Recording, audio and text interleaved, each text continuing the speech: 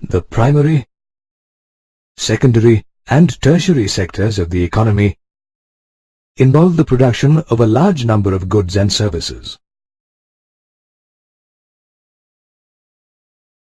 Every product or service has a value and comes at a price. This value is also called the market price of that product or service. Now, let us see how the value of production in different sectors is calculated. Consider a car. Manufacturing a car requires using hundreds of metal, glass, plastic and rubber components that may be manufactured by many different industries. However, when you buy a car, you do not pay for its individual components separately. You only pay for the final value of the car that already includes the values of all its components. Therefore, only the final values of goods are used to calculate the production in a sector. Every year, the government collects data on the values of final goods and services produced in different sectors of our economy. The sum of the total production in the three sectors in a year for a country gives the gross domestic product or GDP for that country in that year.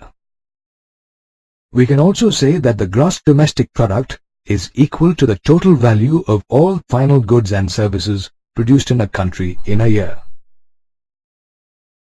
GDP is a globally accepted indicator of the size and health of a country's economy.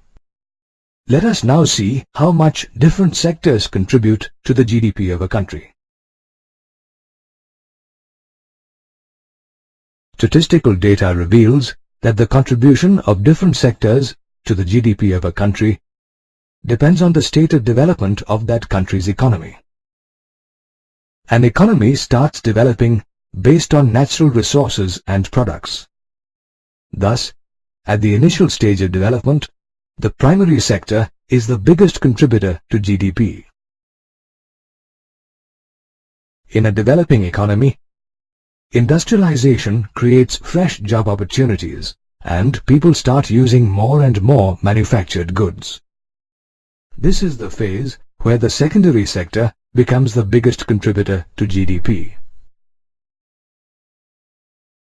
In developed countries, people can afford and demand more and more services, leading to a rapid growth in the tertiary sector. Thus, in developed countries, the tertiary sector is the biggest contributor to the GDP. The graph here shows the change in the contributions of the three sectors to India's GDP from 1973 to 2003. The graph shows that although all the three sectors expanded, the tertiary or services sector recorded the largest growth to become the largest sector in India's economy.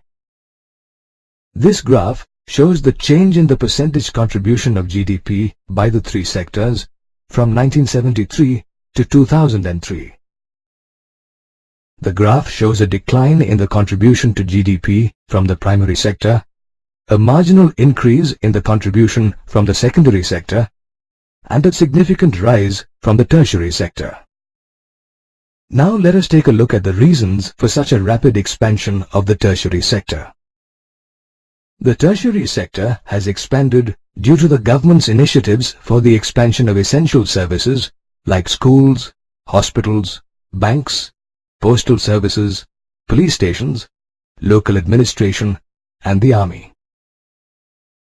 Another reason for the expansion of the tertiary sector is the development of transport, trading, and storage services to support growth in agriculture and industries. Rising incomes of people and a growing demand for better services like private schools and hospitals, and leisure services like dining, hotels, shopping, and tourism have also contributed to the growth of the tertiary sector. The tertiary sector has also benefited from the rapid development and expansion of communication and information services over the past decade.